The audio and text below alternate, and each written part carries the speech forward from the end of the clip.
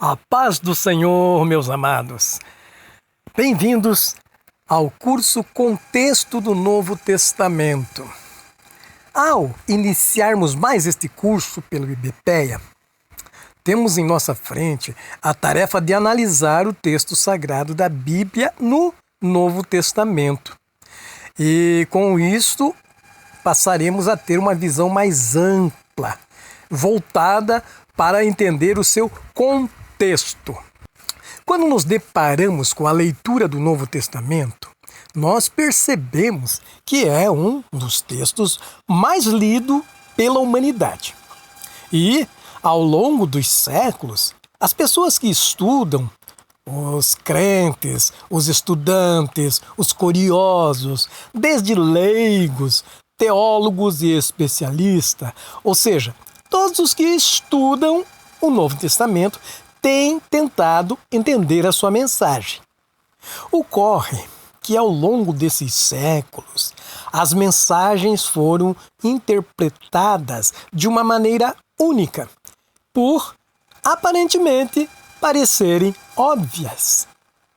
Entretanto, quando lemos as narrativas, concluímos imediatamente que o texto está sendo claro e objetivo. E isso acontece devido ao nosso ponto de vista pré-estabelecido. Como chegamos à leitura já com pontos de vista definidos, pré-estabelecidos, a leitura fica clara, porque está falando o que nós entendemos, o que já nos foi dito, o que está previamente estabelecido. Mas, se nos aprofundarmos na leitura com mais objetividade, percebemos que vão surgindo nesta leitura camadas, vão surgindo lacunas, vão surgindo perguntas. E com isto, as questões já não parecem assim tão claras. E é nesse ponto, nesse exato momento, que entra o curso Contexto do Novo Testamento.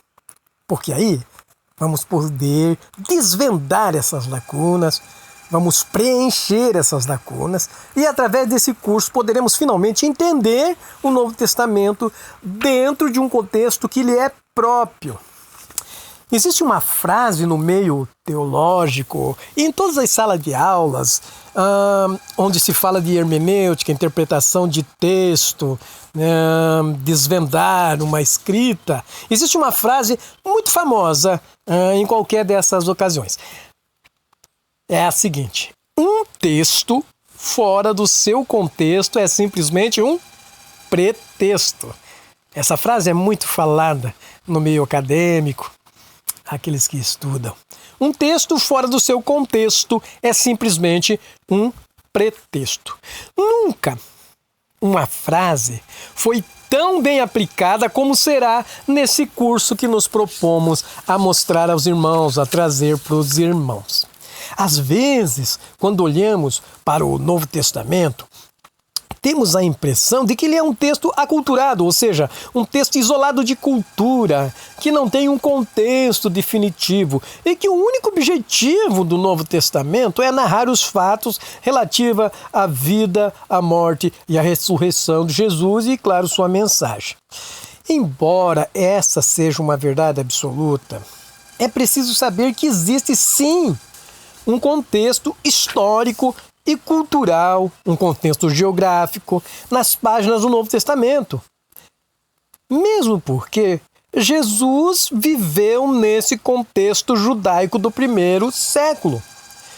Jesus tem uma nacionalidade, Jesus tem uma cultura, Jesus viveu e participou, sim, das tradições e costumes do seu povo, o povo judeu. Assim como todos os evangelistas e escritores do Novo Testamento, entre eles Pedro, Paulo, João, Tiago e Judas, todos eles têm o seu contexto judaico e o seu momento na história. Todos esses personagens que escreveram, participaram, foram citados no Novo Testamento, todos viveram no primeiro século, nesse contexto histórico judaico. Todos os escritores possuem itens e pontos de intersecções, na história do Novo Testamento. Esses pontos são muito importantes e não podem ser desprezados. Quando se faz uma leitura superficial e já pré-estabelecida, com um pré-conceito estabelecido, esses pontos parecem passar despercebido. Porém, esses pontos de intersecções evidenciam o contexto judaico do Novo Testamento. São fatores importantes e nos mostram o quanto o texto é contextualizado na esfera judaica do primeiro século. O objetivo desse curso que nós estamos trazendo para os irmãos é justamente explorar esse contexto judaico na intenção de procurar esclarecer, buscando perceber que elementos o Novo Testamento carrega em sua base judaica, registrando os fatos fundantes dele, aquilo que foi na sua origem, na sua base, na sua fundação, os textos que deram origem ao Novo Testamento. E como é que esses fatos, essas situações do primeiro século, desse contexto judaico, como é que isso influencia na maneira que nós interpretamos a nossa Bíblia hoje? Então, nessa primeira abordagem, vamos falar de um assunto que deve ser considerado de extrema importância, para que se tenha uma compreensão plena dos textos bíblicos, principalmente do Novo Testamento. Então, nós vamos começar a explorar esse contexto do Novo Testamento, estudando os paradigmas tradicionais. Procuraremos abordar esse assunto dos paradigmas tradicionais reconsiderando a forma de pensá-los. Existem sim os paradigmas tradicionais, mas para que a nossa abordagem flua compreensivelmente, para que você entenda muito bem o que estamos falando, porque usaremos muitas palavras novas no vocabulário, paradigmas é uma delas, vamos entender o que é um paradigma.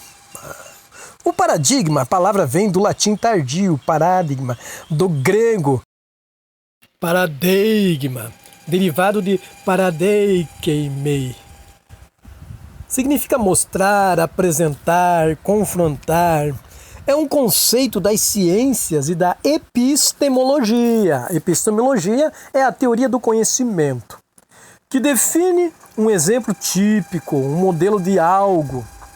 Paradigma, então, é a representação de um padrão a ser seguido. É um pressuposto filosófico, a matriz, ou seja, uma teoria, um conhecimento. Aquilo que origina o estudo de um campo científico. Uma realização científica com métodos de valores que são concebidos como modelo. Uma referência, um inicial, uma base de um modelo para estudos e pesquisa. Ou seja, isso é o que o dicionário diz. O paradigma é descrito nos dicionários como um substantivo masculino que significa exemplo geral, conjunto de formas ou modelo de algo, isso tudo que eu já falei. Na nossa linguagem coloquial, é constantemente utilizada como sinônimo de um padrão, um exemplo, uma norma, um protótipo, uma regra, ou seja, aquilo que você já vem pré-estabelecido. Muito bem. Sendo o paradigma um modelo, um padrão, e foi bastante repetido isso, surge então imediatamente a questão: como vamos considerar os nossos pontos de vista? Como vamos considerar os nossos paradigmas? Considerando que eles estão baseados totalmente em uma maneira única de ler e interpretar a Bíblia. Tá? Vamos dizer que todo crente, todo cristão, ele já tem uma maneira de interpretar a Bíblia. Então, como vamos abordar isso? Muito bem, vamos começar reconsiderando, abordando 3 tópicos. E no final nós vamos fazer um estudo de caso. Vamos tentar nessa aula. Se não dá tempo, vamos dividir essa aula em 2. Mas vamos começar assim, abordando 3 tópicos nessa aula. Primeiro tópico: como nós lemos a nossa Bíblia. O segundo tópico: explorando os 3 principais paradigmas. Terceiro tópico: o desenvolvimento histórico dessas questões. E por último, então, o nosso estudo de caso. Esses 3 tópicos que vamos desenvolver nessa aula devem ser analisados através de uma inquirição pessoal, ou seja, de você perguntar para você mesmo: ou seja, um olhar voltado para dentro de você. Não adianta nada tentar explorar paradigmas se você não começar a rever os teus. Isso é óbvio. Começamos pelo primeiro tópico. Como lemos a nossa Bíblia? Qual a maneira que você compreende a Bíblia? Quais são os aspectos que você leva em consideração quando você abre a sua Bíblia? Seja no Antigo ou no Novo Testamento. No segundo tópico, vamos apresentar os 3 paradigmas que têm recebido ao longo dos séculos e ainda recebem muita relevância. São muito importantes essas 3 visões para uma leitura do Novo Testamento. Após isso, já no terceiro tópico, vamos analisar o desenvolvimento histórico desses 3 paradigmas. Ou seja, agora que nós já conhecemos o que são os paradigmas, vamos analisar o que eles desenvolvem ao longo da história, demonstrando profundamente que, embora conheçamos o contexto histórico, cultural de Jesus e dos outros escritores do Novo Testamento, na maioria das vezes nós não conseguimos perceber de que maneira estamos tomando uma decisão sem estar sendo influenciado por um desses paradigmas. Ou o quanto a nossa cultura está influenciada na compreensão desses paradigmas. E como, ao abordarmos um desses pontos de vista, nos afastamos ou nos aproximamos da compreensão do texto. É bastante coisa, né? São novidades que você vai ver que você nem percebia isso ao ler o Novo Testamento de maneira tão acomodada. Por fim, vamos fazer um estudo de caso com uma passagem bíblica muito conhecida. E você também vai se surpreender como uma passagem tão conhecida pode demonstrar esses paradigmas, como eles funcionam na prática. Porque nós vamos abordá-los recebendo mensagens diferentes de um mesmo trecho, dependendo do ponto de vista e do paradigma. Muito bem? Então essa será a nossa primeira aula. Vamos começar o primeiro tópico. Como lemos a nossa Bíblia? A primeira coisa, a primeira situação que devemos considerar é que não existe nenhuma leitura que esteja isenta de pressupostos e de valores. Não existe. Primeira coisa. Não existe nenhuma leitura que não venha já com pressupostos de valores. Todos que começam a leitura, que vão ler a Bíblia, tanto o Antigo quanto o Novo Testamento, sempre iniciam com algum pressuposto de valor. Esses pressupostos podem ser oriundos da sua afiliação religiosa, e é evidente que ao olhar através do nosso prisma e lugar social, perceba isso, do nosso prisma e lugar social, a leitura fará uma tremenda diferença. As nossas experiências de vida, as nossas dificuldades, as nossas facilidades, nossas vitórias, as nossas derrotas, todos esses fatores são determinantemente influenciadores na leitura da Bíblia e fazem uma diferença enorme na sua interpretação. Essa é a primeira situação. O prisma do lugar social.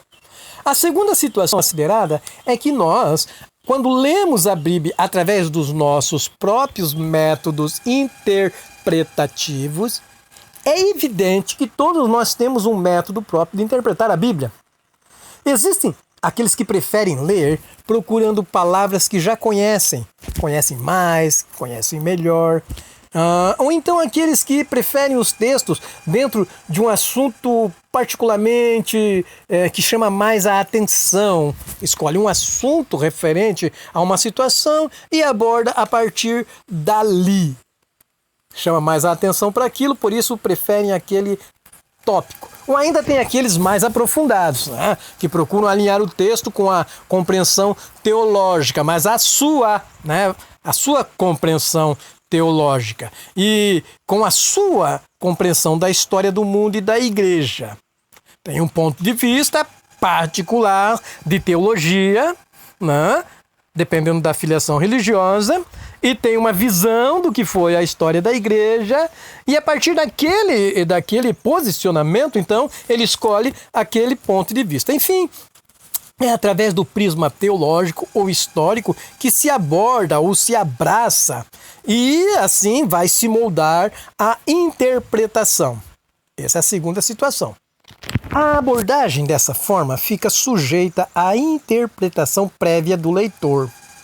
É como se dissesse, como se qualquer pessoa que vai ler a Bíblia, o Novo Testamento, o Antigo Testamento, dissesse assim: eu prefiro interpretar o texto desse jeito. Sempre considerando que o prisma do paradigma, seja teológico ou histórico, molda a interpretação. Nunca esqueça disso. Tanto na primeira situação, na segunda situação, a abordagem vai ser sempre do prisma pessoal. É comum demais encontrarmos pessoas afirmando categoricamente como se fossem determinantes os termos e os temas a respeito do que é, por exemplo, liberdade, o que é pecado, o que é graça, o que é misericórdia. Então é muito comum você encontrar pessoas dizendo: olha, pecado é isso, liberdade é isso, a graça é isso, a misericórdia é assim. Então é muito comum você encontrar pessoas que já têm aquilo determinado, dizendo: é dessa forma que acontece. E essas ideias pré-concebidas particularmente, como por exemplo o amor e a justiça. Você entende o amor e entende a justiça de uma forma já categórica, pré-estabelecida e determinante. Porém, esse tipo de posicionamento vai moldar a maneira como se interpreta a Bíblia. Cada momento em que forem encontradas palavras como liberdade, pecado, graça, misericórdia, amor, justiça, por exemplo, ela vai ser lida de acordo com o prisma do paradigma pessoal adotado. Ou seja, você já sabe, quando falar amor, já sabe o que significa. Quando falar liberdade, já sabe o que significa. Mas já sabe do teu ponto de vista. Ao considerarmos todos esses fatores, e olha só, presta atenção, se formos completamente honestos com nós mesmos, então temos que admitir que sempre lemos a nossa Bíblia através de um contexto único, de acordo com o nosso ponto de vista, dentro da nossa cosmovisão, e sendo assim, fazemos de uma maneira muito subjetiva. E é da maneira que eu vejo, da maneira que eu interpreto, com base nas minhas convicções adquiridas através das minhas próprias experiências. Ou seja, isso é definição de subjetividade. Então, quando você lê a Bíblia dessa maneira que falamos ao longo do discurso, é uma maneira muito subjetiva. Mas, será que existe? Será que existe uma maneira para que a gente consiga, para que nós possamos ler a Bíblia e essa maneira de ler deixe de ser subjetiva? Será que existe uma forma de ler a Bíblia profundamente, entendendo o que o texto quer transmitir realmente, sem influência da subjetividade? Será que tem um jeito certo? Ou melhor, será que existem metodologias, métodos para evitar que se cometam esses erros de interpretação dos textos? A resposta é sim. Sim, existe. Embora seja de uma maneira parcial, não é total. Existe forma de sair da subjetividade, mas não de uma maneira total e absoluta, pois nós não podemos ser absolutamente objetivos e justos. Isso, em se tratando de leitura bíblica, fica meio que estranho uma colocação quando dizemos nós não podemos ser absolutamente objetivos e justos. Porém, vamos explicar isso ao longo do estudo. Existem medidas que podemos adotar. Para nos tornarmos o mais objetivos e imparciais possíveis, quando nos esforçamos para nos ser melhores intérpretes. Então, existe sim uma maneira de sair da subjetividade, porém, é uma maneira parcial e, para isso, precisa muito esforço. Vamos então ver 5 passos. 5 passos que podemos usar para para adquirir um método, né? Para sistematizar essa preparação de nos tornar menos subjetivos. Prepare-se. A partir de agora você vai ter uma nova cosmovisão da Bíblia. Existem 5 passos ou medidas que podemos tomar para sermos mais objetivos e menos parciais na leitura bíblica. Primeiro passo: conheça os seus preconceitos. Segundo passo: tome as iniciativas para evitar esses preconceitos. Terceiro passo: seja menos dogmático. Quarto passo: experimente tudo, mas no caso as pressuposições. Quinto e último: experimente os outros paradigmas. Vamos ensinar, vamos procurar mostrar melhor como é esses 5 passos na prática. Primeiro passo: conheça os seus preconceitos. Essa medida tem a ver com todos os seus preconceitos. Sabe? Quando fala preconceito, é isso, preconceitos. Então tem a ver com todos os seus preconceitos adquiridos antes de ler o texto da Bíblia. Eles podem ser aferidos, você pode entender esses seus preconceitos quando você pergunta o quanto você é moldado pela tradição e a filiação religiosa. Você faz uma pergunta, lembra que eu falei para estudar os paradigmas seria uma inquirição pessoal? Você tem que começar a se perguntar para você mesmo? Então o primeiro passo para você entender o teu preconceito, você vai ter que ter uma plena convicção de como você foi moldado pela tradição dos teus pais, dos teus avós e da tua afiliação religiosa, sabe? De que igreja você pertence, então você vai ter que ter uma ideia de como essa religião, esse segmento religioso está te influenciando. Qual igreja que você frequenta?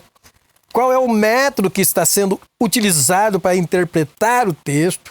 E é possível identificar esse método porque existem muitas igrejas e muitos segmentos religiosos que têm a Bíblia, o Novo Testamento, e o pastor, os ensinadores, os instrutores não estabelecem um método que dá para você identificar logo de cara. A gente conhece muitos segmentos religiosos que não tem nem método, que é complicado. Então nessa situação, se você é um estudante que está nessa situação, você tem que identificar as suas origens tradicionais e religiosas. Uma vez que forem reconhecidos por você, uma vez que respondidas forem essas perguntas e identificados os seus preconceitos, o segundo passo vai ficar muito mais fácil. Então, o primeiro passo é, resumindo, conhecer os teus preconceitos, a tua tradição e a tua afiliação religiosa. Aí o segundo passo vai ficar mais fácil de tomar.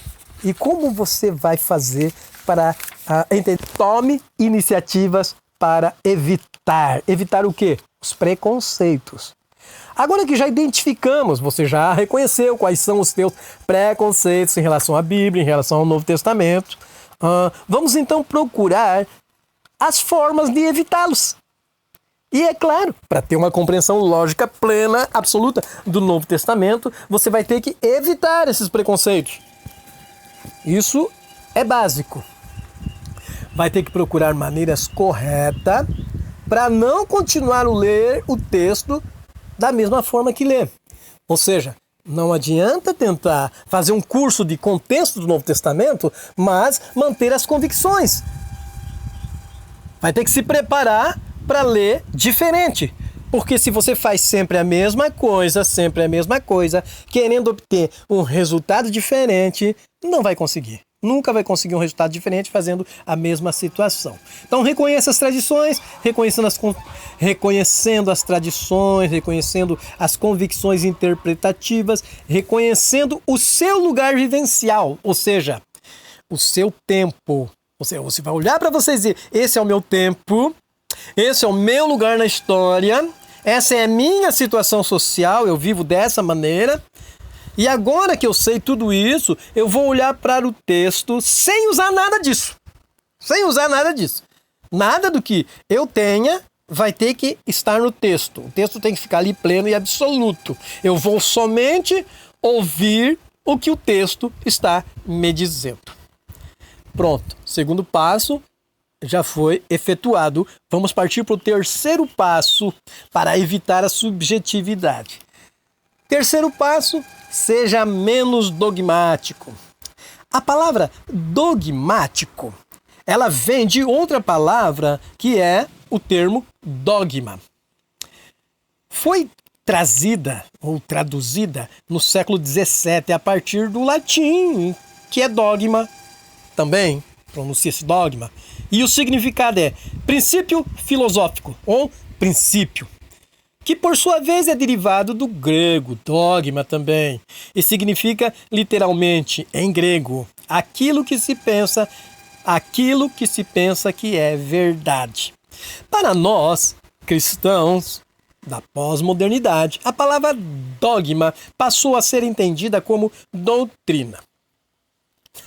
E doutrina, para alguns, soa como se fosse algo tradicional, mas não, a doutrina é tudo aquilo que foi aprendido durante a vida.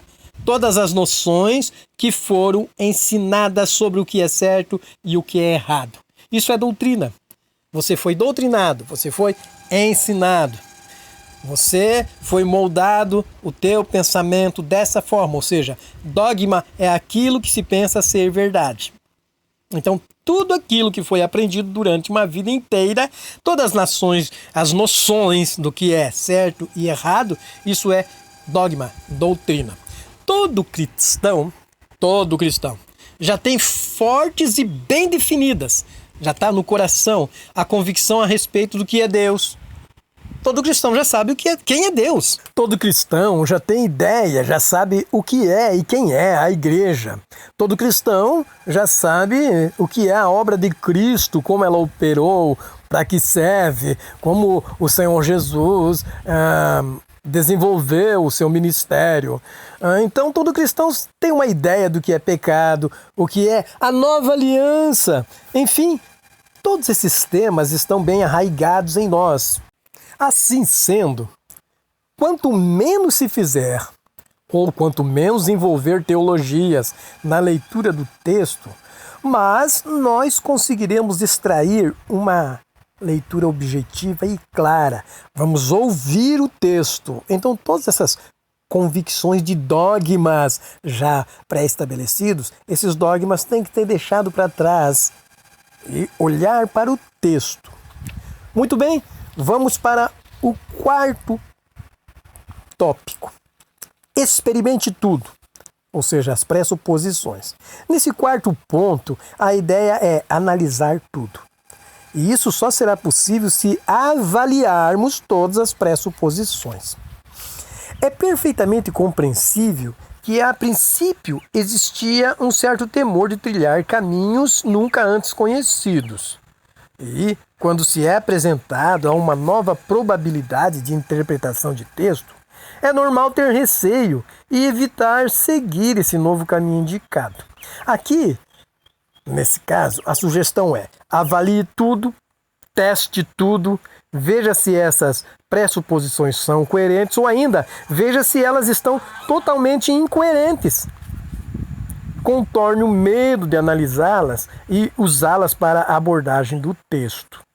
Então, no quarto tópico, é experimentar assim dessa forma. Ou seja, aqui a ideia é que não tenha medo de ouvir outras propostas e pressuposições a respeito do texto, que não sejam aquelas que você ouviu a vida toda, como se fosse a mais correta. Então, ouça-as e avalie-as. Se tem coerência em sua totalidade, ou até que ponto elas têm coerência, como diz a própria Bíblia. Sabe? Tá escrito, tem um versículo na Bíblia, escrito lá em 1 Tessalonicenses, uma carta paulina, aos Tessalonicenses, que diz: examinai tudo e retém o bem. Portanto, não precisa ter medo de analisar outras pressuposições e assim concluímos o quarto passo. Muito bem, finalmente chegamos então ao quinto passo. E assim Finalmente, após conhecer e estar ciente dos próprios paradigmas, você já se conhece, chegou o momento de examinar outros paradigmas, outros pontos de vista, outros padrões de ler a Bíblia. E é nesse ponto que começa a fazer sentido a nossa abordagem. Quais são, enfim, quais são esses outros paradigmas, esses outros pontos de vista? Poxa, eu não sabia que existia outro jeito de ler a Bíblia, outra maneira de interpretá-la. É claro que sempre existe. São várias maneiras de ler uma escritura chamada sagrada. E no caso nosso, a nossa Bíblia, que é a Bíblia Sagrada, existem muitas maneiras. É possível até que já tenhamos visto algo parecido, ou que alguém já tenha falado sobre esses pontos de vista, mesmo sem que nós soubéssemos o nome desses paradigmas. Quais são os impactos causados na leitura bíblica nossa após nós conhecer essas outras maneiras de interpretar? No quinto passo, a gente começa a considerar como os outros interpretam a Bíblia. E é essencial nós conhecermos para que nós tenhamos um pleno conhecimento da nossa própria posição.